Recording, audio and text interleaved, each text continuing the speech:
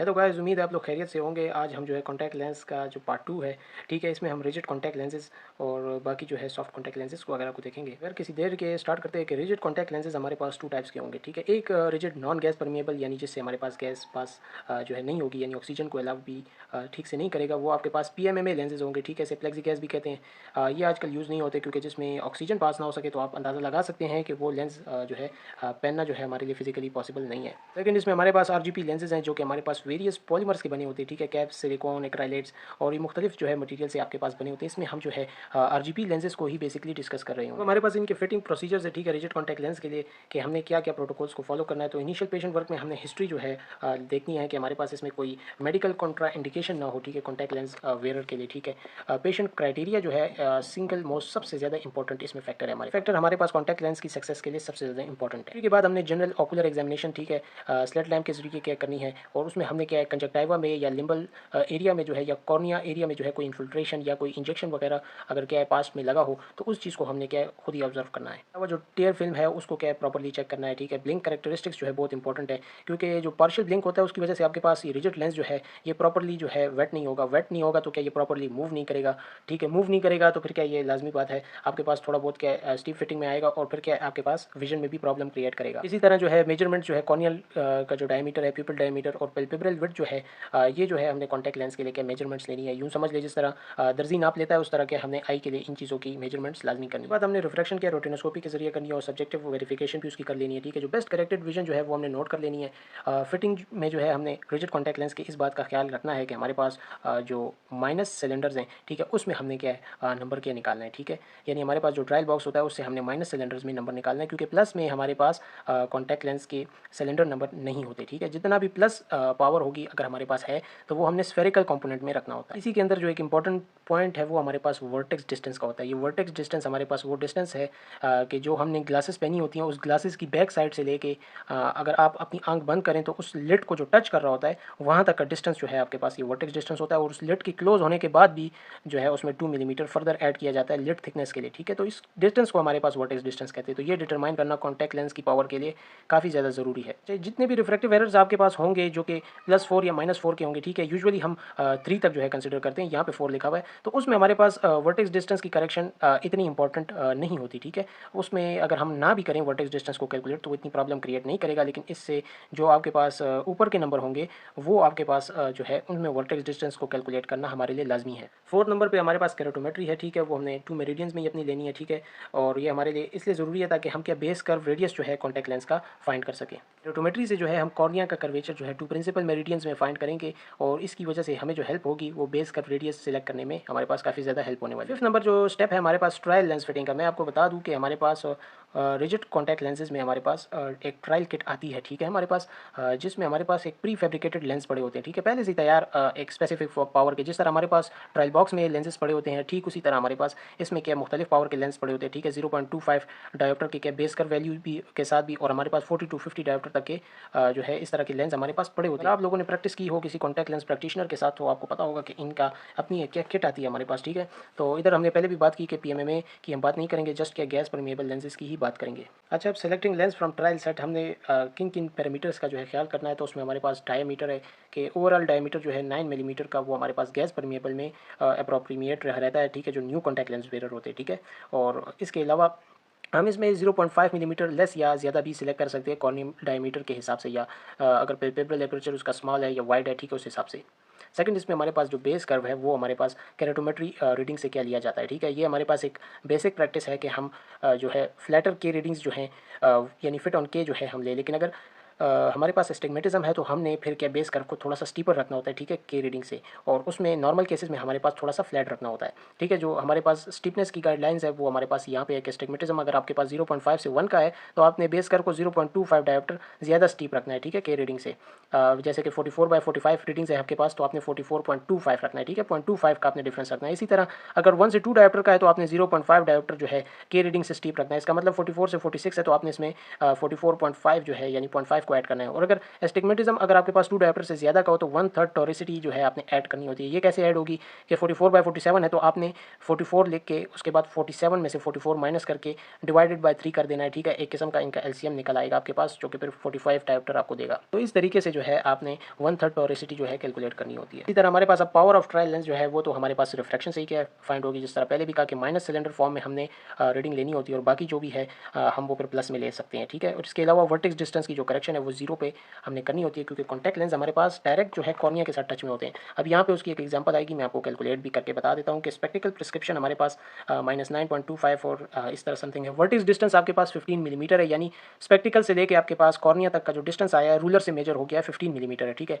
अब minus cylinder form हमने इसकी पहले क्रिएट करनी है, ठीक है। ये हमारे पास देख सकते हैं आप, ये प्लस सिलेंडर फॉर्म में है, तो इसको माइनस में कन्वर्ट करने के लिए सिंपल तरीका है कि इसको जो है हम इसके साथ ऐड कर देते हैं, ठीक है।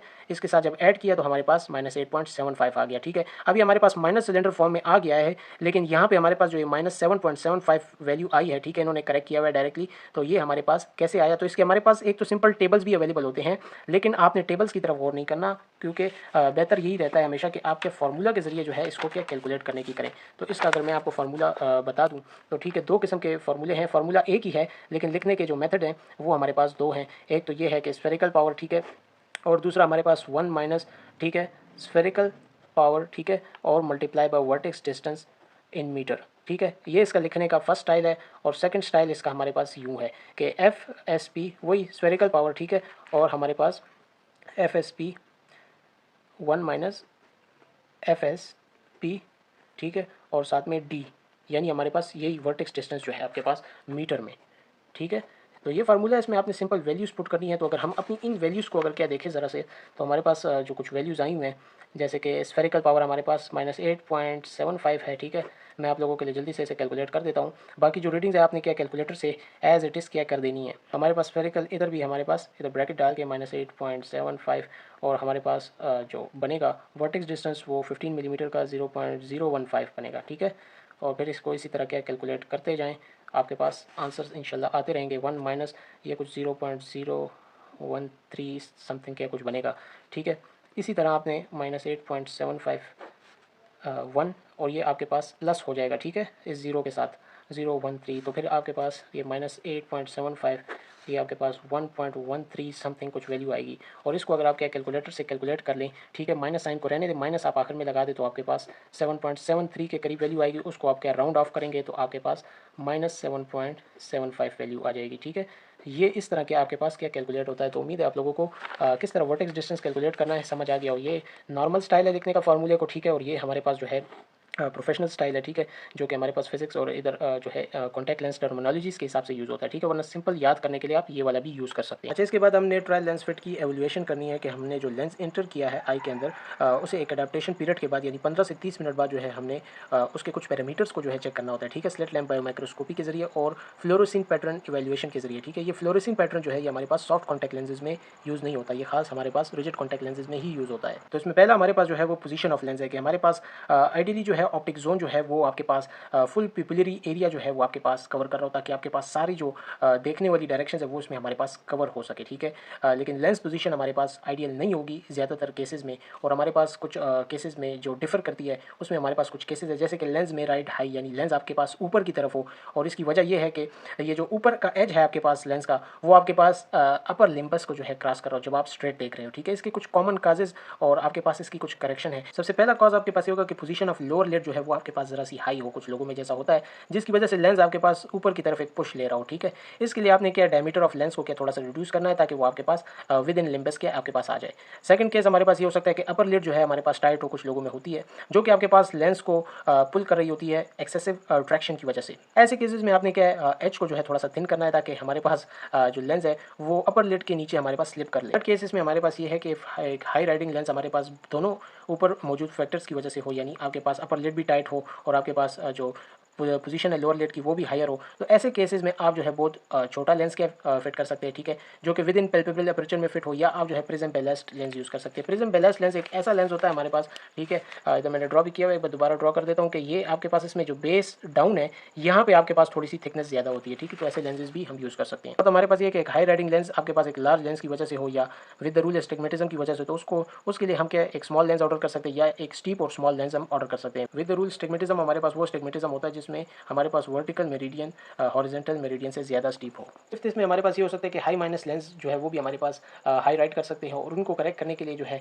एज को जो है हम थिन कर सकते हैं, या हम एक प्लस कैरियर जो है लेंटिकुलर लेंस जो है जो कि हमारे पास उसकी एजेस काफ़ी थिन सी होती हैं, वो हम क्या यूज़ कर सकते हैं। लास्ट वन हमारे पास ये कि आपके पास ऑप्टिक कैप जो है वो आपके पास अपवर्ड साइड पे क्या डिस्प्लेस हुई है, तो उसकी करेक्ट करने के लिए वही प्रिज्म बैलेस्ट जो कि आपके पास बेस डाउन में थोड़ा सा थिक होता है, या आप जो एक लार्ज लेंस क्या यूज़ कर सकते हैं। तो हमारे पास वो केसेस हैं जो जिसमें लेंस आपके पास नीचे की तरफ क्या काफ़ी ज़्यादा मूव कर रहा हो, लेंस में राइट लो, तो ऐसे केसेस यानी जो कि आपके पास लोअर एज जो है वो आपके पास लिम्बस को क्या टच कर रहा हो, तो ऐसी केसेस और उनकी करेक्शन को देखते हैं कि लेंस एक तो पहली बात जो कि आपके पास हो सकती है कि हैवी होगा, जिसकी वजह से कि वो ग्रेविटी की वजह से नीचे की तरफ फ्लो कर रहा होता है। ज़्यादातर ये आपके पास सिंगल कट एफेकिक लेंस में देखा जाता है, तो इसके लिए बेहतरीन हल यही है कि आप एक प्लेन लेंटिकुलर लेंस या माइनस कैरियर लेंटिकुलर लेंस का यूज़ करें। लेकिन आपके पास ये केस हो सकता है कि लेंस का डायमीटर स्मॉल हो या फ्लैट हो आपके पास, तो उसकी करेक्शन के लिए आप जो है एक लार्ज और स्टीप लेंस का यूज़ कर सकते हैं। ये एक्सोप्थेल्मिक आइज हमारी पास वो आइज होती हैं जो कि ज़रा अंदर की तरफ के धंसी हुई होती हैं, ऐसी आइज में आप जो है एक लार्ज लेंस या स्टीप और स्मॉल लेंस जो है हम फिट कर सकते हैं। तो हमारे पास अपर लिड जो है आपके पास वो नीचे लेंस को पुश कर रही हो, इसको करेक्ट करने के लिए हम एक प्लेन लेंटिकुलर लेंस या माइनस कैरियर लेंटिकुलर लेंस का यूज़ कर सकते हैं। ये लेंटिकुलर लेंस जो है इनकी एजेस काफ़ी हमारे पास थिन से होते हैं। लास्ट हमारे पास ये हो सकता है कि हमारे पास जो ऑप्टिकल कैप है वो इन्फीरियरली लोकेट कर रहा हो, तो उसके लिए हम क्या प्रॉपरली लोकेटेड ऑप्टिकल कैप वाला लेंस का यूज़ करेंगे। थर्ड केस इसमें हमारे पास ये हो सकता है कि हॉरिजेंटल जो है आपके पास डिसेंटर हो रहा हो, ठीक है, लेंस, और ये आपके पास ज़्यादातर नेजली या टेम्पोरली दोनों में से किसी साइड पे भी हो सकता है, और ये आपके पास कॉर्नियल ओपेसिटी में देखा जा सकता है, ऑब्लिक और अगेंस्ट द रूल एस्टिग्मेटिज्म में देखा जा सकता है, ठीक है, कॉर्निया की शेप की वजह से ऐसा हो रहा होता है, ठीक है। सेंटरिंग ऑफ द लेंस जो है अचीव करने के लिए आपको एक स्टीप और स्मॉल लेंस का यूज़ करना होगा। लेकिन हमारे पास अब बेस कर्व डिटर्मिनेशन है, ठीक है, कि एक बार हमने अगर पोजीशन क्या लेंस की स्टेबलाइज कर दी, तो उसके बाद एक आइडियल जो है हमारे पास बेस कर्व डिटर्मिनेशन वो फाइंड करना ज़रूरी होता है कि कहीं आया हमारे पास लेंस जो है वो स्टीप या फ्लैट ना हो। ये हमारे पास एक बहुत ही इंपॉर्टेंट फैक्टर है, क्योंकि इसी के अंदर हमारे पास टियर एक्सचेंज का फिनोमेना होता है, ठीक है। मैं आपको आसान अल्फाज में समझा दूँ कि अगर हमारे पास लेट से ये, ठीक है, ये लेट से हमारे पास कॉर्निया है, ठीक है, इस कॉर्निया के ऊपर हमारे पास लेंस पड़ा हुआ है। अगर ये लेंस हमारे पास बहुत ज़्यादा स्टीप होगा, तो यहाँ से हमारे पास जो टीयर्स का फ्लो है वो यहाँ पे फ्लो नहीं कर पाएगा, ठीक है। अगर ये बहुत ज़्यादा फ्लैट होगा, ठीक है, बहुत ज़्यादा फ्लैट होगा, तो हमारे पास टीयर्स तो फ्लो करेंगे, लेकिन ये इसकी मूवमेंट हमारे पास लेंस की काफ़ी ज़्यादा होगी। इसलिए बहुत ज़्यादा ज़रूरी है कि हमारे पास एक परफेक्ट जो है ना बेस कर्व का लेंस हो, कि हमारे पास यहाँ से टीयर्स भी फ्लो कर सकें और हमारे पास लेंस ज़्यादा मूवमेंट भी ना करे। यहाँ पे इन्होंने यही लिखा हुआ है कि कॉर्निया की हेल्थ के लिए हमारे पास सबसे ज़्यादा ज़रूरी टीयर एक्सचेंज ही है, ठीक है, और ये पंपिंग एक्शन यानी ब्लिंकिंग की वजह से ही होता है, ठीक है। जब भी हम ब्लिंक करते हैं तो क्या टीयर्स का जो है फ्लो होता है, तो एक नेगेटिव प्रेशर जो है क्रिएट होता है कॉन्टैक्ट लेंस को प्लेस करने की वजह से, और जब भी क्या ब्लिंक को क्या रिन्यू किया जाता है तो एक न्यू टीयर वॉल्यूम जो है वो लेंस के नीचे बनता है। एक्शन तभी आपके पास परफेक्टली अचीव होगा जब आपके पास बेस कर्व जो है लेंस का वो कॉर्निया के कर्व के साथ आपके पास मैच कर रहा हो, ठीक है। इन तीनों के कैरेक्टरिस्टिक्स देखते हैं, ठीक है, फ्लैट के, स्टीप के और आइडियल फिटिंग लेंस के, ठीक है। तो फ्लैट बेस कर्व हमारे पास उसमें क्या होगा, हमारे पास लेंस मूवमेंट बहुत ज़्यादा होगी, ठीक है, एक हाई और या लो राइडिंग जो है या हॉरिजॉन्टली डिस्प्लेस लेंस होगा। फ्लोरेसिंग पैटर्न आपके पास जो है वो स्फेरिकल कॉर्निया में आपके पास एक ब्लैक एरिया जो है आपको नजर आएगा over the corneal apex, indicating that there is no tear layer and the lens is touching the cornea, और लेंस आपके पास कॉर्निया को टच कर रहा होगा, और एक डिफ्यूज ग्रीन पैटर्न जो है आपको क्या है पेरिफेरल और इंटरमीडिएट जोन्स में नजर आने वाला है, ठीक है। ये पेरिफेरल और इंटरमीडिएट जोन्स में जो है आपको एक ब्राइट ग्रीन यानी नो लेंस कॉर्निया टच जो है आपको सिचुएशन नजर आएगी, और जो सेंटर है वो आपके पास एक ब्लैक एरिया जहाँ पे लेंस कॉर्निया टच होगा, तो ऐसी एक कंडीशन जो है आपको फ्लोरेसिंग पैटर्न में नजर आने वाली है। जो सेंट्रल बेयरिंग एरिया होगा वो आपके पास सेम रहेगा मूवमेंट ऑफ लेंस पे, और यही फ्लैट फिट लेंस अगर आपके पास एस्टिग्मेटिक कॉर्निया पे हो तो आपको एक broad area of optical touch यानी एक ब्लैक बैंड जो है आपको नजर आएगा ओवर फ्लैटेस्ट कॉर्नियल मेरिडियन, जो कि आपके पास फ्लैटेस्ट कॉर्नियल मेरिडियन पे नजर आएगा, और जो रिमेनिंग एरिया होगा वो आपके पास ब्राइट ग्रीन के आपको नजर आएगा, ठीक है। यहाँ पे आप देख सकते हैं, यहाँ पे आपके पास एक ब्लैक बैंड है, और इसके आसपास जितना भी एरिया वो आपके पास एक ब्राइट ग्रीन शेड आपको देगा। जब हम एक फ्लैट फिट लेंस प्रिस्क्राइब कर दे पेशेंट को, तो वो आपके पास सेंट्रल पोर्शन जो है कॉर्निया के उसको टच करेगा, जिसकी वजह से कॉर्नियल एब्रेजन्स बनेंगे, ठीक है, इरेगुलरिटी होगी, और आपके पास डिस्टॉर्शन क्रिएट होगी, और हमारे पास एक इनएडवोकेट टीयर फ्लो होगा, ठीक है, जहाँ पे भी कॉन्टैक्ट्स होगा आपके पास लेंस का कॉर्निया के साथ। हमारे पास लेंस लैग भी होगा, लेंस हमारे पास थोड़ा सा पीछे की तरफ होगा, की वजह से हमारे पास एक इंडेंटेशन देखी जाएगी, ठीक है, अपर लिम्बस के तरफ कंजक्टिवा में। जब हम इसकी स्टेनिंग करेंगे तो कंजक्टिवा पे भी हमें क्या स्टेन्स नजर आएंगे। इससे इस बात का भी अंदाज़ा लगाया जा सकता है कि पेशेंट को जो है फीलिंग जो है लेंस की वो ज़्यादा महसूस होने वाली है। इसके अलावा जिनकी वजह से आपके पास एक फ्लैट लेंस हो सकता है, वो आपके पास वाइट पेल्पेबल एपर्चर हो, नॉर्मल से ज़्यादा हो आपके पास, या आपके जो पास जो लेंस है वो बहुत ही छोटा हो, या ये दोनों केसेस भी हो सकते हैं। हमारे पास स्टीप बेस कर्व क्या है, वो किस तरह होगा, उसमें हमारे पास लिटिल या नो मूवमेंट होगी लेंस की। उसमें हमारे पास एयर बबल्स जो है वो हमें लेंस सरफेस के नीचे देखने को मिलेंगे अगर हमारे पास बेस कर्व बहुत ज़्यादा स्टीप हो। फ्लोरेसेंट पैटर्न में स्फेरिकल कॉर्निया में हमारे पास एक पूलिंग इफेक्ट जो है टीयर फ्लूइड का नजर आने वाला है सेंट्रल पोजीशन में, ठीक है। ब्राइट ग्रीन सेंट्रल एरिया में नजर आएगा और हमारे पास ब्राइट ग्रीन पेरिफेरल बैंड नजर आएगा, और इसी तरह एक ब्रॉड ब्लैक जो है इंटरमीडिएट एरिया, जो कि हमारे पास एक हैवी टच जो है दिखाएगा इंटरमीडिएट जोन के, ठीक है, कॉन्टैक्ट लेंस के। इस डायग्राम में भी आप देख सकते हैं कि ये जो एरिया है आपके पास ये ब्राइट ग्रीन है, ठीक है, और ये आपके पास ये जो एक बैंड्स है ये आपके पास एक ब्लैक एरिया जो है शो कर रहा है, जहाँ पे आपके पास लेंस और कॉर्निया आप इसमें टच कर रहे हैं। थिंकिंग प्रोसेस पे हमारे पास यहाँ पे ना होने के बराबर जो है टीयर फ्लूइड एक्सचेंज होगा, ठीक है, क्योंकि जितना भी टीयर फ्लूइड होगा वो आपके पास लेंस के अंडर ही जो है आपके पास ट्रैप्ड हुआ होगा, ठीक है, सीलिंग इफेक्ट की वजह से, कि सब कुछ जो है लेंस के अंडर ही आपके पास सील हुआ होगा, ठीक है। ये स्टीपली फिटेड लेंस अगर स्टिग्मेटिक कॉर्निया पे आपके पास हो तो आपके पास एक ब्लैक क्रेसेंट जो है आपको एक इंटरमीडिएट जोन के नीचे क्या नज़र आएगा, और एक ब्राइट ग्रीन सेंटर जो है आपको और एक पेरिफेरी में नज़र आएगा। ये स्टीपली फिटेड लेंस अगर आप स्टिग्मेटिक कॉर्निया में देखेंगे तो आपके पास एक ब्लैक क्रेसेंट जो है वो इंटरमीडिएट जोन में होगा, और आपके पास पेरिफेरी में जो है और सेंटर में ब्राइट ग्रीन सेंटर जो है आपको दिखेगा। इस डायग्राम में आप देख सकते हैं ये आपके पास जो है ब्राइट ग्रीन सेंटर को क्या डिनोट कर रहा है, और ये आपके पास उन ब्लैक क्रेसेंट्स को जो है डिनोट करेगा। स्टीपली फिटेड लेंस जो है वो आपके पास बर्निंग सेंसेशन प्रोड्यूस करेगा, ठीक है, कॉर्नियल एडिमा, और आपके पास हेजी विजन जो है प्रोड्यूस कर सकता है। वहाँ पे आपके पास जो केसेस थे वो थोड़े से ही डिफरेंट थे। यहाँ पे कॉर्नियल एब्रेशन प्रोड्यूस हो रहे थे, इरेगुलरिटी और डिस्टॉर्शन, यानी जो भी आपके पास स्टीप हो या फ्लैट हो, दोनों ही केसेस हमारे लिए डेंजरस होते हैं। उसमें हमारे पास कॉन्टैक्ट लेंस की फिटिंग जो है एक्यूरेट नहीं होती। बेस कर्व होगा उसमें हमारे पास एक स्फेरिकल कॉर्निया में एक एपिकल अपीयरेंस नजर आएगी, ठीक है, और मिड पेरिफेरल टच नजर आएगा, और पेरिफेरल एरिया जो है वो क्लियर होगा, यानी आपके पास पेरिफेरी जो है वो आपके पास ब्राइट ग्रीन होगी, और जो सेंट्रल एरिया होगा वो आपके पास फेंट कलर में होगा, ठीक है। ये सेंट्रल एरिया आप देख सकते हैं ये फेंट कलर में है, और जो हमारे पास ये बाकी पेरिफेरी एरिया वो आपके पास ब्राइट ग्रीन कलर में होगा। स्टिग्मेटिक कॉर्निया में आपके पास जो है वो आपके पास एक ब्लैक बैंड जो है आपको सेंट्रल एपिकल जोन में मिलेगा, ठीक है, जिस तरह इन दो केसेस में आप देख सकते हैं। फेंट ग्रीन पूल जो है आपको स्टीपर मेरिडियन में मिलेगा, ठीक है, और इंटरमीडिएट जोन में आपको एक डार्क जो है बैंड मिलेगा। उसके अलावा जो पेरिफेरी होगी वो आपके पास ब्राइट ग्रीन कलर में होगी। थर्ड एवोल्यूशन हमने ये करनी होती है कि ओवरऑल डायमीटर जो है फाइनल करना होता है, ठीक। बेस कर्व की चेंज की वजह से हमें शायद इनिशियली डायमीटर जो है वो हमें अक्सर चेंज करना पड़ जाता है, क्योंकि हमारे पास बेस कर्व और जो लेंस का डायमीटर है उसका डायरेक्ट कोरिलेशन है। एक लार्ज लेंस जिसका हमारे पास फ्लैट रेडियस हो वो हमारे पास एक सेम इफेक्ट प्रोड्यूस करेगा जितना कि एक स्मॉल लेंस लेकिन विद स्टीप रेडियस के, ठीक है। इनका रिलेशन इन्होंने गिवन भी किया हुआ है कि 1 मिलीमीटर चेंज इन डायमीटर जो है हमारे पास 0.01 मिलीमीटर जो है चेंज इन रेडियस को इंडिकेट करेगा, ठीक है। ये इन दोनों का हमारे पास एक रिलेशन है। इधर एक इंटरेस्टिंग पॉइंट दिया हुआ है कि हमारे पास ऐसे लेंसेज जिनका सेम रेडियाई ऑफ कर्वेचर हो और आपके पास 2 डिफरेंट डायमीटर्स हो, तो वो हमारे पास डिफरेंट उनके पास उनकी डिफरेंट सेजिटल डेप्थ्स होंगी। सेजिटल डेप्थ्स इसे कहते हैं, ये आपके पास जो यहाँ से यहाँ तक का जो पोर्शन है, ठीक है, ये आपके पास जो लेंस की जो डेप्थ है उसको क्या डिनोट कर रहा है। अब आप देखें इसका आपके पास रेडियस ऑफ कर्वेचर जो है इन सारों का क्या सेम है, लेकिन इनके आपके पास डायमीटर भी डिफरेंट है, जिसकी वजह से इनके डायमीटर डिफरेंट होने की वजह से आपके पास इनकी जो डेप्थ्स हैं वो भी आपके पास डिफरेंट है। इसी के साथ अगर आपके पास इनके डायमीटर आपके पास सेम हो, सारों के क्या 13 मिलीमीटर के डायमीटर हैं, लेकिन इनकी अगर इनके आपके पास सेजिटल डेप्थ्स भी क्या आपके पास डिफरेंट होंगी, ठीक है, और इसी तरह इनके जो रेडियाई ऑफ कर्वेचर है वो भी आपके पास डिफरेंट होंगे। और तो लास्ट स्टेप जो है हमारे पास वो है कि पावर को क्या फाइनलाइज किया जाए। जब ये सारे फिट जो है हमने चेक कर लिए सारी फिटिंग, उसके बाद जो है हम जो है पावर को क्या फाइनलाइज करते हैं, और ये हमारे लिए ज़रूरी है कि हम एक और रिफ्रैक्शन टेस्ट कर लें, यानी कि कॉन्टैक्ट लेंस पहनने के बाद जो है हम उनकी सब्जेक्टिव रिफ्रैक्शन करें, ताकि हमारे पास जो शक व शुबात हैं वो हमारे पास दूर हो जाए। तो हमारे पास पोस्ट फिटिंग पेशेंट मैनेजमेंट में क्या होगा, तो सबसे पहले तो ऑर्डर करना होता है, ठीक है, रिजिड लेंस को। जब सारे पैरामीटर्स हमने आइडियल फिटिंग के निकाल लिए, ठीक है, फाइनलाइज कर लिए, उसके बाद रिजिड लेंसेज को जो है हम खास कंपनी के जो जिसका स्टाइल जो है या स्पेसिफिकेशंस हमें क्या पहले से ही पता हो, उनके वेरिएबल्स पता हो, तो उनमें हमारे पास क्या क्या चीज़ें होती है, ठीक है। Base curve radius for example 7.5 millimetre, optic zone diameter, हमारे पास फर्स्ट बैक पेरिफेरल जोन होता है, ठीक है, 8.5 मिलीमीटर तक। इसी तरह फर्स्ट पेरिफेरल कर्व रेडियस होगा, ठीक है, इसी तरह सेकंड पेरिफेरल कर्व रेडियस होता है, ठीक है, और ओवरऑल डायमीटर ऑफ लेंस होगा, ठीक है, और इस तरह पावर ऑफ लेंस होती है, और इसको जो लिखने का जो तरीका है, ठीक है, लिखने का जो पैटर्न है वो इस तरह है कि 7.5/7 यानी कि आपके पास optic zone diameter by base का रेडियस लिखा जाता है। उसके बाद आपके पास जो है फर्स्ट पेरिफेरल का रेडियस और हमारे पास फर्स्ट बैक पेरिफेरल जोन का जो है लिखा जाता है।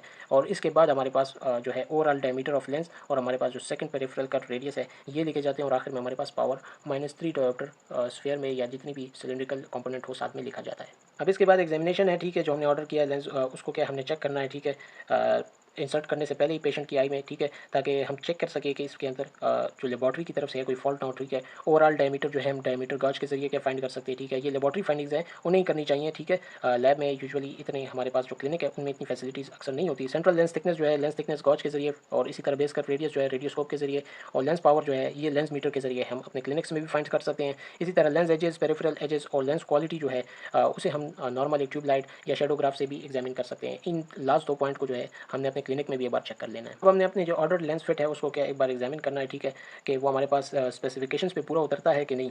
तो पेशेंट की आई में लेंस लगाने के बाद एक एडाप्टेशन पीरियड तक हमने वेट करना है, 15 to 30 मिनट, ठीक है, हमारे पास होता है। उसके बाद कुछ पॉइंट्स को जो है हमने नोटिस करना है, ठीक है, यहाँ पे जो है समराइज़ करके दिए हुए कि आइडियल फिट होना चाहिए, वेल सेंटर्ड होना चाहिए और हमारे पास एनॉमलस फिट ना हो, ठीक है, कि आपके पास हाई या लो जो है फिट ना हो। हमारे पास लेंस पोजीशन के हमारे पास आइडियल फिट होना चाहिए, वेल सेंटर्ड हो और हमारे पास एनॉमलस फिट ना हो, यानी हमारे पास ऊपर या नीचे मूव ना करे। लेंस मूवमेंट जो है आइडियल फिट में हमारे पास बहुत ही मामूली सी मूवमेंट होती है, 1 to 2 मिलीमीटर की, ठीक है। स्मूथ वर्टिकल और लेटरल जो है मूवमेंट होती है या लेटरल और डाउन गेज मूवमेंट होती है। फ्लैट फिट में आपके पास एक्सेसिव मूवमेंट होगी और स्टिफ फिट में आपके पास बिल्कुल मूवमेंट नहीं होती, ठीक है। इन पैटर्न जो है एक इंपॉर्टेंट टेस्ट है, ठीक है, रिजिड कॉन्टैक्ट लेंसेज के लिए। मैंने आपको पहले भी बताया कि सॉफ्ट कॉन्टैक्ट लेंसेज में हम फ्लोरेसेंट पैटर्न नहीं यूज़ करते। क्वालिटी ऑफ विजन जो है हमारे पास वो बेस्ट करेक्टेड विजन ग्लासेस के साथ मैच करनी चाहिए या उससे भी ज़्यादा हमारे पास अच्छी और स्टेबल होनी चाहिए, ठीक है। और हर ब्लिंक साइकिल पे हमारे पास लेंस मूवमेंट के बावजूद भी ये ज़्यादा वेरी नहीं करनी चाहिए। रिफ्रैक्शन से जो है हमारे पास अंडर करेक्शन या ओवर करेक्शन जो है कॉन्टैक्ट लेंस की पता लग जाती है, यानी कॉन्टैक्ट लेंस पहनने के बाद दोबारा हम उसकी सब्जेक्टिव रिफ्रैक्शन करें।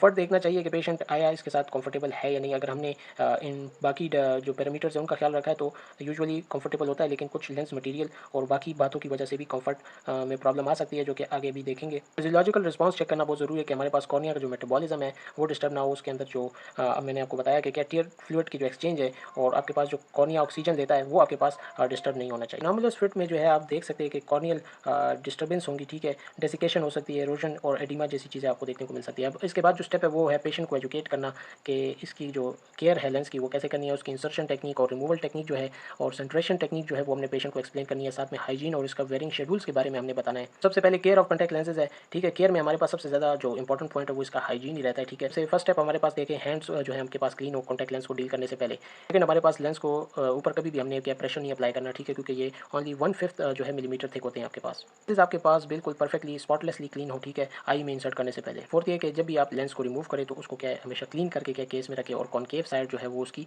अपवर्ड साइड पर होनी चाहिए। फिफ्थ हमारे पास एंटीसेप्टिक वेटिंग एजेंट या कोल्ड वाटर जो है हम क्लीनिंग के लिए यूज़ करें और हम जो है टैप वाटर को अवॉइड करें क्योंकि उससे हमारे पास लेंस ख़राब हो सकते हैं। कॉन्टैक्ट लेंस के ऊपर जो हमारे पास इन्फेक्शंस वगैरह क्रिएट होते हैं उसको ख़त्म करने के लिए क्या अप्रोप्रिएट सिस्टम जो है जो उसके अपने सॉल्यूशंस है वो हमें क्या यूज़ करने चाहिए। ये हमारे पास पीएमए में और आरजीबी लेंसेज जो है ये आपके पास केमिकल डिसइंफेक्शन के जरिए ही ट्रीट हो सकते हैं क्योंकि ये हीट बर्दाश्त नहीं कर सकते। वो मल्टीपर्पज़ सॉल्यूशंस जो है आजकल मार्केट में अवेलेबल है जो कि आपके पास ये सोकिंग, क्लीनिंग, डिसइंफेक्टिंग और सारी सफाई जो है कॉन्टैक्ट लेंस की कर देते हैं, ठीक है। ये सारे प्रोसेस आजकल जस्ट वन मल्टीपर्पज़ सॉल्यूशन में ही अवेलेबल होते हैं। कॉन्टैक्ट लेंस को इंसर्ट करने से पहले भी एक बार स्टेरिलाइन सेलिन के साथ जो है रिंस करना ज़्यादा इंपॉर्टेंट है। एक इंपॉर्टेंट पॉइंट कि पेशेंट को जो है कॉन्टैक्ट लेंस के साथ सोना नहीं चाहिए जब तक कि वो आपके पास एक्सटेंडेड वेयर लेंसेज ना हो, या स्विमिंग तो बिल्कुल भी नहीं करनी चाहिए, चाहे वो आपके पास एक्सटेंडेड वेयर हो भी, तभी मेरी रिकमेंडेशन यही है कि आप जो है एक्सटेंडेड वेयर लेंसेज को भी उतार लिया करें। अब हमारे पास आइडेंटिफिकेशन है, ठीक है। सॉफ्ट कॉन्टैक्ट लेंसेज में हमारे पास कोई खास जो है इंडिकेशन नहीं होती, लेकिन रिजिड कॉन्टैक्ट लेंस में आपके पास एक आर जो है वो पेरिफेरी साइड पे क्या है लिखा होता है, ठीक है। ये भी आपके पास उन्हीं लेंसेज में लिखा होगा जिसमें आपके पास दोनों की पावर वगैरह आपके पास डिफरेंट हो। इसके अलावा एक और आइडेंटिफिकेशन का तरीका ये है कि आप इनके केस जो है वो राइट और लेफ्ट में सेपरेट ही रखें, ठीक है। कभी भी इनको क्या आप इसमें मिक्स ना करें। जब हमारे पास इंसर्शन एंड रिमूवल टेक्निक है, ठीक है, कॉन्टैक्ट लेंसेज की, तो इंसर्शन की ये 2 टेक्निक्स आप पढ़ भी लें, लेकिन मैं आपको एक जनरल सा आइडिया क्या देना चाहूँगा इसमें अपना, ठीक है, जो कि फिजिकली क्या है काफ़ी ज़्यादा यूज़ होता है, ठीक है, कि ये आपके पास लेट से आई है, ये आपकी अपर लिड है और ये आपकी लोअर लिड है, ठीक है। आपने अपर लिड को भी क्या थोड़ा सा ऊपर की तरफ स्ट्रेच लेना है, ठीक है, लेकिन लोअर लिड को आप जितना ज़्यादा स्ट्रेच करेंगे उतना आपके लिए कॉन्टैक्ट लेंस की इंसर्शन ईजी होगी। फिर या आप इंडेक्स फिंगर से या मिडल फिंगर से जिससे भी आपको सूटेबल हो उससे क्या आपने क्या लेंस प्लेस करना है, ठीक है। लेंस आपका स्क्लेरा पे प्लेस होगा, ठीक है। स्क्लेरा पे प्लेस होने के बाद आप उस लेंस की डायरेक्शन में देखें, ठीक है, एक बार डाउन देखें और उसके बाद क्या स्ट्रेट देखें, एक बार आइज क्लोज करें और उसके बाद आप देखेंगे कि क्या लेंस प्लेस हो चुका होगा। ठीक इसी तरह आपके पास रिमूवल में भी जो है आपने एक चीज़ का ख्याल करना है। अच्छा, इस इंसर्शन के दौरान बेहतर यही है कि आप मिरर को क्या देख रहे हो। रिमूवल में एक कोशिश ये करें कि आप अपना जो हेड है वो थोड़ा सा डाउनवर्ड पोजीशन में करें, ठीक है। फिर आपने इन दो उंगलियों की मदद से या इन दो उंगलियों की मदद से जो है पहले लेंस को थोड़ा सा जो है लेट से ये सेंटर में लेंस है, इसको थोड़ा सा स्क्लेरा की तरफ लाना है। एक बार जब ये स्क्लेरा के ऊपर आ गया तो आप इसे इसी तरह के पिक कर सकते हैं, ठीक है। सेकंड एक और इसकी ऑप्शन भी है कि इसको थोड़ा सा इधर के मूव करने के बाद आप जो है अपनी इन लिड्स को क्या प्रेशर देके ताकि ये लेंस आपका बाहर निकल आए। इसमें जो इंपॉर्टेंट एक है कि लेंस अगर आपके पास थोड़ा सा डिसेंटर हो जाए, ठीक है, अपनी पोजीशन से हट जाए तो उसको रिसेंटर करना भी हमारे लिए ज़रूरी होता है, ठीक है, ताकि वो कॉर्निया के ऊपर हो। अगर लेंस आपके पास आउटर कॉर्निया में आ जाए तो दोनों लिड्स को क्या अपार्ट खींचे, ठीक है, दोनों लिड्स को क्या यूँ खोलें। उसके बाद क्या पहले तो लोकेशन क्या लेंस की क्या फाइंड करें, उसके बाद जो है लिड्स की जो जंक्शन है उन पर थोड़ा सा प्रेशर दें और उसके बाद लेंस की डायरेक्शन में आपने देखना है, उसके बाद स्ट्रेट देखना है और उसके बाद इस प्रेशर को रिलीज़ करें। उसके बाद एक बार नीचे देखें और उसके बाद क्या है पहले लोअर लिड को रिलीज़ करें और फिर अपर लिड को रिलीज़ करें तो आपका जो लेंस है वो सेंटर में आ जाएगा। सारों का प्रोसेस ऑलमोस्ट सेम है, ठीक है। इनर कॉर्नर में होता भी आपने लेंस को क्या खींचना है, उसके बाद लेंस को लोकेट करें, डायरेक्शन ऑफ लेंस पे क्या लुक करें, फिर स्ट्रेट देखें, उसके बाद नीचे देखें, उसके बाद फिर लोअर लिड को पहले छोड़ें और फिर अपर लिड को। थर्ड भी इसी तरह अंडर द लोअर लिड और दोनों लिड्स को क्या अपार्ट करें, ठीक है, लेंस को लोकेट करें, उसी की डायरेक्शन में जो है आपने देखना है। इसमें यह है कि लोअर लिड की मदद से आप कोशिश करें कि लेंस के साथ जो है लोअर एज जो है लिड का वो क्या थोड़ा सा कॉन्टैक्ट में आए, थोड़ा सा क्या लेंस मूव होने लगे, उसके बाद क्या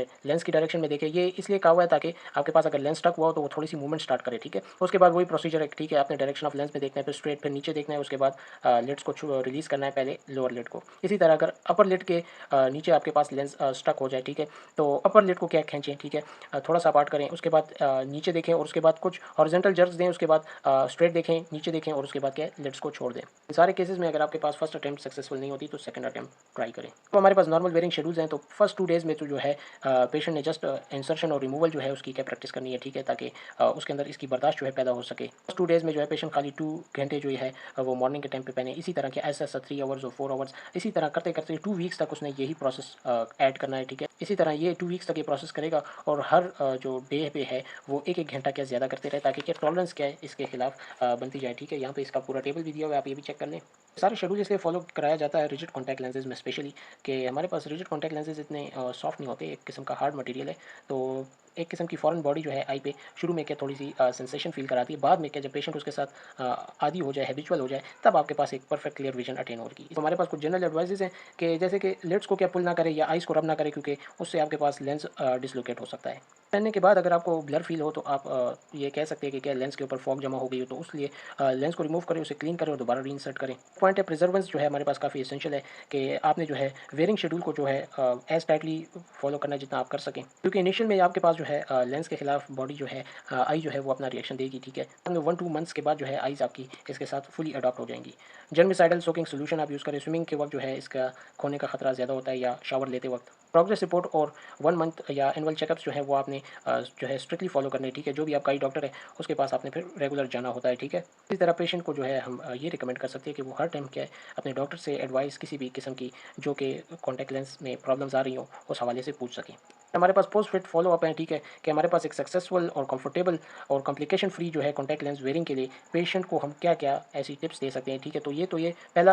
तो पहला ये है कि फ़र्स्ट विज़िट जो है वो 24 आवर्स के बाद करें, ठीक है। इसी तरह हमारे पास विज़िट्स जितने पॉसिबल हों वो ज़्यादा करें और उन विज़िट्स में हम क्या करेंगे, हम जो है उन्हें स्लिट लैम्प के ज़रिए क्या एग्जामिन कर सकते हैं, ठीक है। और इसके अलावा क्या और रिफ्रैक्शन से क्या हम उन्हें चेक कर सकते हैं। तो कुछ पॉइंट्स भी लिखे हुए हैं हिस्ट्री हम क्या उनकी ले सकते हैं कि उसमें कोई विजुअल या नॉन विजुअल सिम्टम्स जो कि क्या पेशेंट आपके पास एक्सपीरियंस कर रहा हो उनको क्या हम इधर क्या कंसिडर कर सकते हैं। सेकंड, हम विजुअल इक्विटी जो है लेंसेज के साथ चेक कर सकते हैं। अगर हमारे पास विजुअल इक्विटी नॉर्मल ना हो तो पिन होल टेस्ट और रिफ्लेक्शन हम दोबारा परफॉर्म कर सकते हैं। हमारे पास जनरल इंस्पेक्शन है, ठीक है, कि अगर अगर हमारे पास पेशेंट कहीं फेस टर्न या हेड टिल्ट तो नहीं कर रहा, ये अक्सर इसलिए कर रहा होता है कि हमारे पास जो लेंस है वो आपके पास फ्लैट फिट हो और वो गिरने से बचाने के लिए क्या है अपने हेड को अक्सर टिल्ट कर रहा होता है। ब्लिंकिंग हमने क्या पेशेंट की नोट करनी है, लिड आपके पास ज़्यादा स्वेल ना हो, कंजेशन या रेडनेस जो है वो हमने क्या है बल्बर कंजक्टिवा पे चेक करनी है। और पे बायोमाइक्रोस्कोपिक एग्जामिनेशन यानी स्लिट लैम्प के जरिए पहले लेंस के साथ और फिर लेंस के बगैर जो है हमने पेशेंट का जो है कॉन्टैक्ट लेंस कंजक्टिवा और जो है हमने डिटेल से एग्जामिन करना है।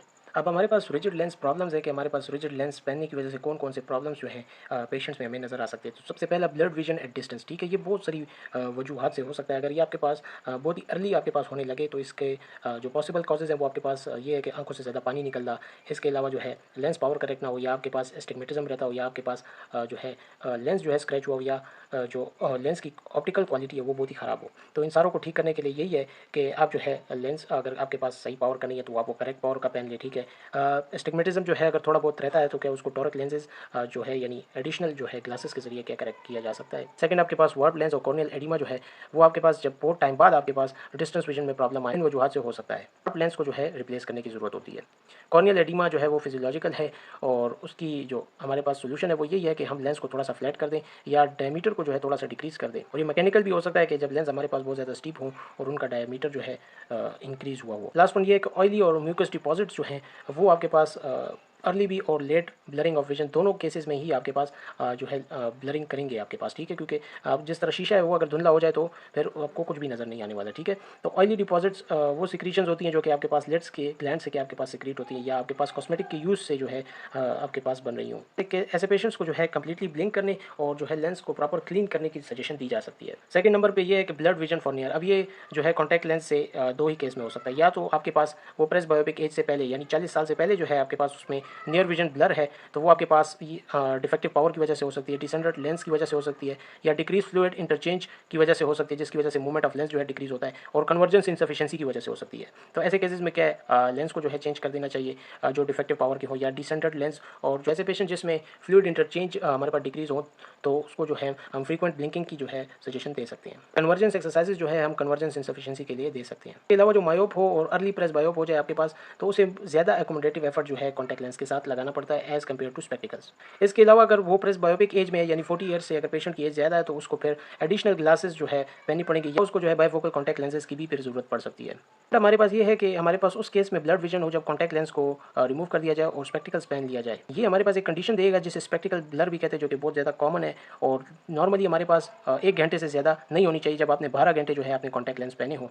थर्ड, हमारे पास ब्लड विजन जब हम कॉन्टैक्ट लेंस उतार के स्पेक्टिकल्स पहन ले तो इस स्पेक्टिकल ब्लर की कंडीशन कहते हैं बहुत ज़्यादा कॉमन है, नॉर्मली 1 घंटे से ज़्यादा नहीं होनी चाहिए जब आप 12 घंटे तक ग्लासेस पहन लें। ये कंडीशन अगर परसिस्ट करती है तो ऐसे पेशेंट्स को ओवर वेयरिंग सिंड्रोम होता है। अब इस स्पेक्टिकल ब्लर की हमारे पास कॉजेज जो है वो कॉर्नियल एडिमा हो सकता है, ठीक है, कि हमारे पास टाइट फिटिंग लेंस हो, हमारे पास इंड्यूस कर्वेचर चेंजेस हो सकते हैं, ठीक है। ऐसे केसेस में फिर हमें लेंस को चेंज करना पड़ता है और ऐसे लेंस को चूज़ करना होता है जो हमारे पास थोड़ा सा फ्लैट हो। ये कंडीशन उस वक्त ज़्यादा डेंजरस हो जाती है, हमारे पास एक्यूट होती है जब पेशेंट ने अपने कॉन्टैक्ट लेंस घुमा दिया और अब की या उसकी आंख में क्या इन्फेक्शन डेवलप हुआ और अब उसे जो है अपनी पुरानी प्रिस्क्रिप्शन ग्लासेस पहनने में तकलीफ हो रही हो, क्योंकि न्यू प्रिस्क्रिप्शन की जो ग्लासेस हैं वो हम 2 से 6 वीक्स तक नहीं दे सकते जब तक आपने कॉन्टैक्ट लेंस को छोड़ा ना हो। तो हमारे पास inevitable awareness of presence of lens के आई में हमें बार बार जो है जो कॉन्टैक्ट लेंस है उसकी अवेयरनेस जो है फील हो रही हो, ठीक है। तो ये ज़्यादातर अडेप्टेशन पीरियड में होना चाहिए। अगर इसके बाद भी हो रहा हो तो इसका मतलब है कि लेंस हमारे पास या तो डैमेज है या उसका बेस कर जो है वो हमारे पास बहुत ज़्यादा फ्लैट है। इसके अलावा थिक और लार्ज या स्क्रैच लेंस हमारे पास हो सकता है। ऐसी कंडीशन में हमें क्या लेंस को चेंज कर लेना चाहिए। सम टाइम ऐसा होता है कि हमारे पास कोई फॉरेन पार्टिकल जो है लेंस के ऊपर आ चुका हो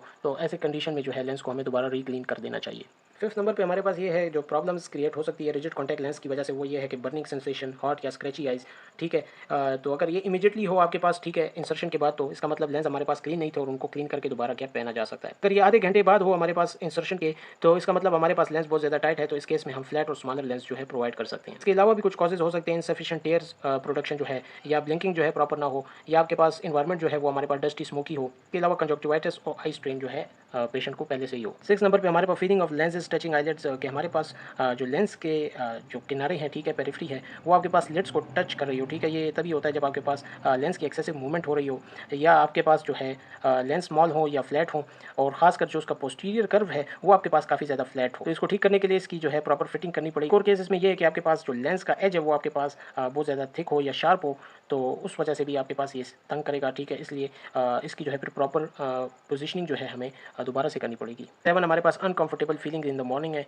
ये ज़्यादातर हमारे पास तभी होता है जब हमारी आइज़ जो है ज़्यादा सुबह के टाइम क्या क्लीन नहीं होती, ठीक है, या लेंस को क्या गंदे हाथों के साथ यूज़ किया जाए। इसके अलावा अगर कोई क्या है कॉर्निया में एडिमा हो या बहुत ज़्यादा टाइट लेंसेज हों, इसके अलावा कभी-कभी जो है सुबह के टाइम पे हमारी आइज़ जो है काफ़ी ज़्यादा रेड हुई होती है, ठीक है, जिसकी वजह से अक्सर हमें ऐसा फ़ील होता है। ऐसे केसेस में आइज़ को पहले क्या अच्छी तरह से वॉश कर लेना चाहिए ठंडे पानी से और उसके बाद जो है जितनी देर बाद हम लेंस पहने तो उतना हमारे लिए बेहतर होगा। डेट हमारे पास ये है कि tilting back of head, patient ऐसा इसलिए करता है या तो हमारे पास लेंस की जो मूवमेंट है वो एक्सेसिव है, फ्लैट लेंस है, ठीक है, तो पेशेंट इस तरह इसलिए करता है ताकि ज़्यादा से ज़्यादा अपर आईलिड जो है वो लेंस कवर करे और लेंस जो है आई के ऊपर हमारे पास स्टेबल रहे। इसके अलावा कभी-कभी जो है ये लेंस की पुअर फिनिशिंग की वजह से भी हो सकता है। लिड्स हमारे पास काफ़ी ज़्यादा सेंसिटिव हो, उस केस में भी ये हो सकता है। करेक्ट करने के लिए क्या लेंस की प्रॉपर डिज़ाइनिंग करनी पड़ेगी। इसके अलावा हेड टिल्ट जो है आपके पास पुअर पीपल कवरेज की वजह से भी हो सकता है, ठीक है। पेशेंट को जो है हम ज़्यादा से ज़्यादा क्या है स्ट्रेट देखने की जो है हम सजेशन देंगे। इन पे एक्सेसिव ब्लिंकिंग है, अगर अडॉप्टेशन पीरियड में है तो फिर तो हमारे पास नॉर्मल है, लेकिन अडॉप्टेशन पीरियड से आपके पास ज़्यादा हो तो ज़्यादातर स्मॉल लेंस की वजह से आपके पास हो रहे होते हैं, ठीक है। वही पुरानी बातें हैं, तो या फॉरेन पार्टिकल आपके पास के कॉर्निया पे या कोई फॉगिंग हो या कोई म्यूकस डिपॉजिट्स हो गए हो, सम टाइम क्या साइकोलॉजिकल भी आपके पास हो सकता है। इसमें लेंस को रिमूव करके जो है पहले कॉज को फाइंड करके कॉज को ट्रीट करके फिर दोबारा जो है हम कॉन्टैक्ट लेंस वेयर करना स्टार्ट कर सकते हैं। 10 नंबर पे हमारे पास मिल्की फ्लूइड कोटिंग और लेंसेज है। और ये हमारे पास इसीलिए होता है कि हमारे पास इसमें कोई एलर्जिक कंजक्टिवाइटिस या कोई लो ग्रेड इन्फेक्शन जो है आई के वो हमारे पास होता है। ऐसे तो एक बार प्रॉपरली क्लीन करके दोबारा जो है इनको वेयर किया जा सकता है। 11 नंबर पे हमारे पास स्वेलिंग ऑफ लिड्स है, ठीक है, पूरा दिन पहनने के बाद, ठीक है। माइल्ड स्वेलिंग शुरू में क्या है एक्सेप्टेबल है क्योंकि हमारे पास आइज़ जो है उसके साथ एडजस्ट हो रही होती हैं, लेकिन ये होता हमारे पास ज़्यादातर लूज लेंसेज की वजह से है। इसके अलावा पुअर एज फिनिश जो है कि लेंस का जो एजेस है वो आपके पास सही तरीके से फिनिश उसका ना हुआ हो, उस वजह से भी आपके पास हो सकता है। लेंस की रीएडजस्टमेंट की ज़रूरत होती है और एक प्रॉपर फिटिंग वाले लेंस पहनने की ज़रूरत होती है।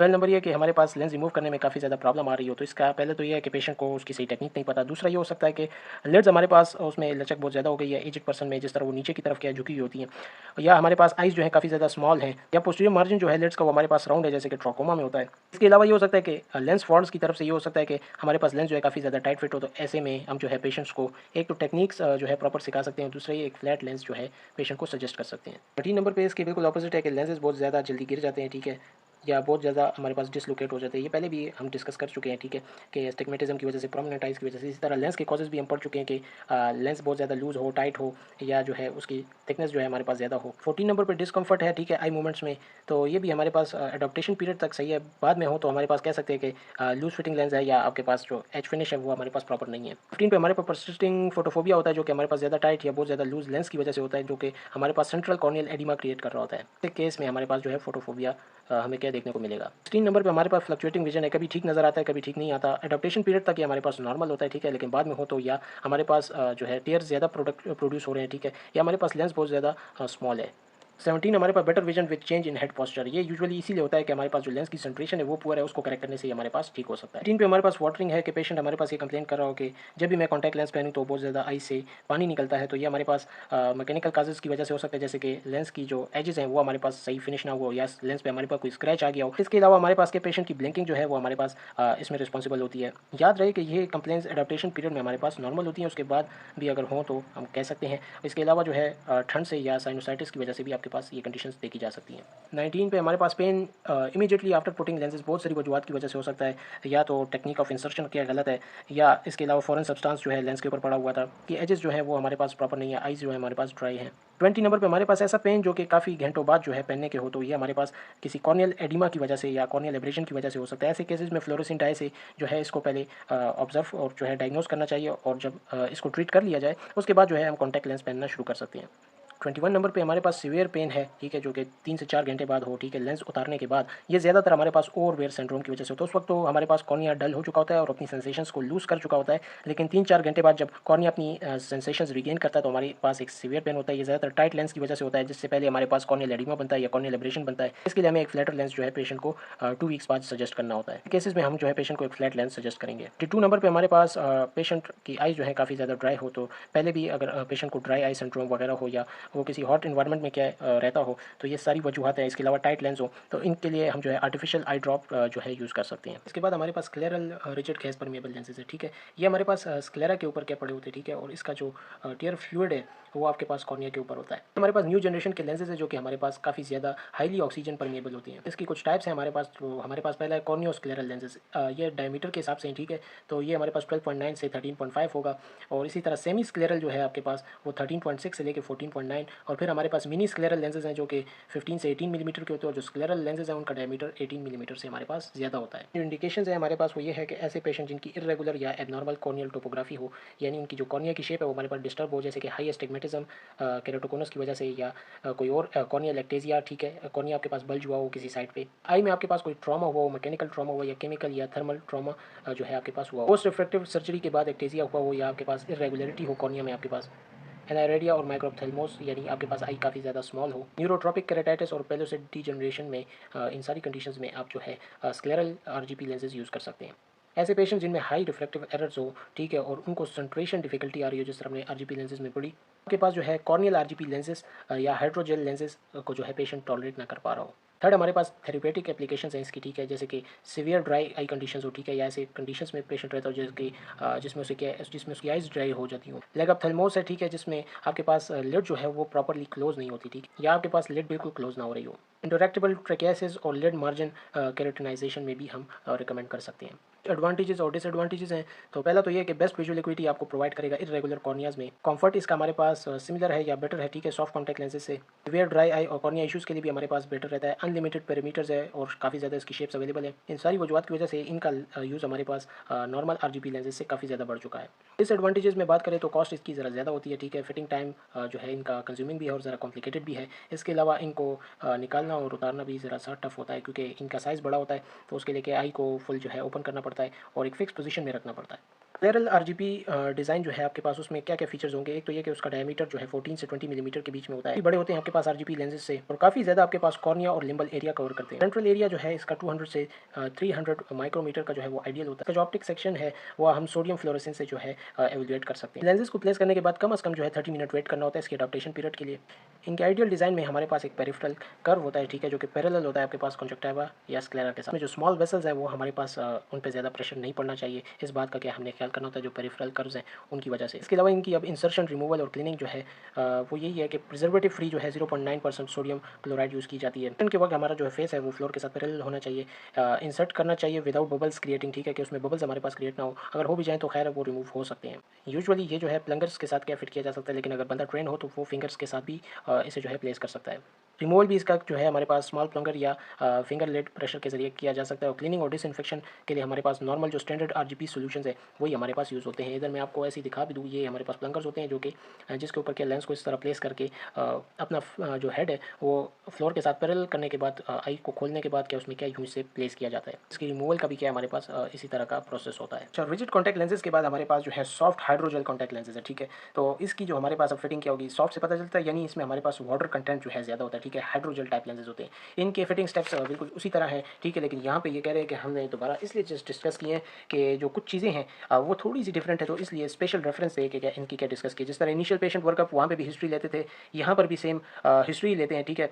और कुछ जो फैक्टर्स हैं जैसे कि क्या पेशेंट इमोशनल स्टेटस और मोटिवेशन, ये उधर भी इंपॉर्टेंट थी, यहाँ पे भी इंपॉर्टेंट है। एलर्जिक डिसऑर्डर्स को जो है एक्सक्लूड करना होता है, वहाँ पे भी इंपॉर्टेंट था। इसके अलावा जो है कॉन्टैक्ट लेंस के जो है एडवर्स रिएक्शंस वगैरह को वहाँ पे भी देखना इंपॉर्टेंट था, यहाँ पे भी इंपॉर्टेंट है। सेकंड, इसी तरह जनरल ऑकुलर एग्जामिनेशन जो है स्लिट लैम्प के जरिए और ऑप्थेल्मोस्कोपी के जरिए, वहाँ पे भी इंपॉर्टेंट था, यहाँ पे भी इंपॉर्टेंट है, ठीक है। जिस तरह आई बॉल को देखना चाहिए कि एबनॉर्मली प्रोमिनेंट या संकन इस तरह छोटा टाइप तो नहीं है हमारे पास। इसी तरह लिड्स जो है ज़्यादा टाइट या ज़्यादा लूज तो नहीं है, क्योंकि इसी पे कॉन्टैक्ट लेंस की फिटिंग जो है वो हमारे पास इससे इफेक्ट हो रही होती है। कॉर्निया की क्या शेप अगर इरेगुलर हो या इस तरह कोई देखिए न्यू वेसल्स उसमें हमारे पास बन रही हो या कोई ओपेसिटीज़ वगैरह हो, इसी तरह टीयर फिल्म क्योंकि क्या ब्लिंकिंग से ही हमारे पास क्या फिर विजन में क्या इफेक्ट आता है, ठीक है। इसी तरह कंजक्टिवा में जो है हमने फॉलिकल्स पेपिलाई और कंक्रीशंस वगैरह जो है देखनी होती हैं। इसी तरह थर्ड पे हमारे पास रिफ्रैक्शन है, ठीक है, कि हमने जो है माइनस सिलेंडर्स के जो है ना नंबर वो निकालने हैं, क्योंकि प्लस में हमारे पास कॉन्टैक्ट लेंसेज के नहीं आते, और वर्टेक्स डिस्टेंस को भी जो है हमने कैलकुलेट करना है, ठीक है। हमारे पास कैरोटोमेट्री है, ठीक है, जिस मिलीमीटर्स में हमने क्या रीडिंग क्या नोट करनी है, और जो फ्लैटेस्ट रीडिंग होगी हमारे पास 2 प्रिंसिपल मेरिडियन में, वही हमारे पास के रीडिंग जो है कंसिडर की जाएगी। फिफ्थ पे हमारे पास फिर कॉर्नियल डायमीटर है, जो कि हम एक ट्रांसपेरेंट रूलर की मदद से क्या हेल्प कर सकते हैं। नॉर्मली जो है हम HVID यानी हॉरिजॉन्टल विजिबल आइरिस डायमीटर जो है वो हम क्या नोट कर रहे होते हैं, ठीक है, कॉर्नियल डायमीटर के लिए। यानी हम हमारे पास जितना भी ये कलर्ड पार्ट जो है किसी पेशेंट का जो है ब्राउन होगा, ब्लू होगा, वो सारा जो है असल में कॉर्निया उससे थोड़ा सा छोटा होता है, वो पीछे आइरिस की वजह से जो कलर होता है हम वहाँ तक क्या हॉरिजॉन्टली नोट करते हैं, उसी को हम क्या कॉर्नियल डायमीटर जो है वो कंसिडर कर रहे होते हैं। अब ट्रायल लेंस फिटिंग टेक्निक यहाँ पे हमारे पास थोड़ी सी डिफरेंट है। यहाँ पे हमारे पास तैयार जो है ब्राउचर्स जो है अवेलेबल होते हैं, ठीक है, जिससे हम क्या पेशेंट को दिखा देते हैं कि कौन सा साइज़ और कौन सा कलर जो है आपके लिए क्या जो है सूटेबल रहेगा। इसके अलावा 2 या 3 कंपनीज़ के जो है हम चॉइसेस क्या पेशेंट को दे सकते हैं, ठीक है, जिसके ओवरऑल डायमीटर को बेस कर में थोड़ा थोड़ा डिफरेंस हो, और उसकी जो चॉइस है वो प्रैक्टिशनर ही डिसाइड करेगा, क्योंकि प्रैक्टिशनर ने ही उसका हॉरिजॉन्टल विजिबल आइरिस डायमीटर जो है नोट किया होता है, और बाकी मेजरमेंट्स प्रैक्टिशनर ने की होती हैं। इसके बाद जो selecting the initial trial lens के लिए देखें, वही ओवरऑल डायमीटर जो है 1.5 से 2 मिलीमीटर जो है हम ज़्यादा लेंगे, ठीक है, HVID से। हमारे पास कोई एब्सोल्यूट फिगर नहीं है, इससे हम थोड़ा और भी क्या ज़्यादा ले सकते हैं। सेकंड हमारे पास बेस कर्व है, जो कि हम फ्लैट लेते हैं के रीडिंग से, ठीक है, और जितना फ्लैट लेना है के से वो फिर उसके डायमीटर और बाकी फैक्टर्स पे डिपेंड करेगा। जैसा कि फॉर एग्जांपल एक लेंस का डायमीटर जो है वो 13 mm है, ठीक है, तो हमने बेस कर्व जो है उसका 0.3 मिलीमीटर जो है वो फ्लैट रखना है के रीडिंग से, ठीक है, लेकिन हर जो 0.5 मिलीमीटर हमारे पास डायमीटर में इंक्रीज हो, लेट से 13.5 है, तो फिर हमने 0.3 मिलीमीटर जो है फर्दर इंक्रीज करना होगा, ठीक है, बेस कर्व को। अच्छा, एक सेकंड पॉइंट इन्होंने लिखा हुआ है कि हाई वाटर कॉन्टैक्ट लेंस जो है उसके लिए हमें थोड़ी सी स्लाइड स्टीपर फिटिंग चाहिए होती है, ठीक है, लो वाटर कॉन्टैक्ट लेंस के मुकाबले में। ये क्यों? क्योंकि जितना वाटर ज़्यादा होता है उतनी हमारे पास फ्रिक्शन कम होती है, ठीक है, तो ज़्यादा स्टीप लेंस भी हमारे पास काम कर सकता है। एक एग्जांपल भी इन्होंने दी हुई है कि 14 मिलीमीटर का आपके पास जो लेंस है उसके लिए अगर 1 मिलीमीटर आपने फ्लैट के रीडिंग्स ली हुई है, ठीक है, ये एक लो वाटर कंटेंट के लिए, तो अगर यही आप जो है अगर हाई वाटर कंटेंट लेंस में लेंगे तो आप 1 मिलीमीटर की बजाय 0.8 मिलीमीटर जो है उसका डायमीटर कंसिडर करेंगे।